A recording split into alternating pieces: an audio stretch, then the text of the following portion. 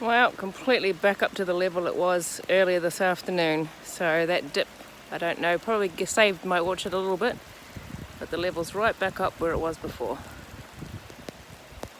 I don't know how it will go overnight, but fingers crossed my orchard will be safe, because it is still pouring with rain.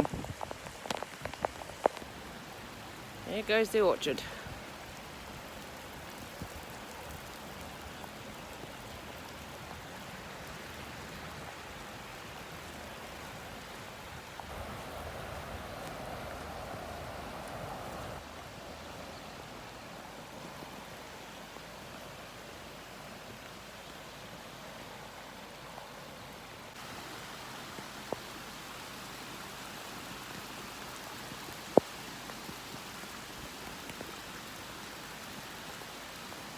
Oh dear, all under now.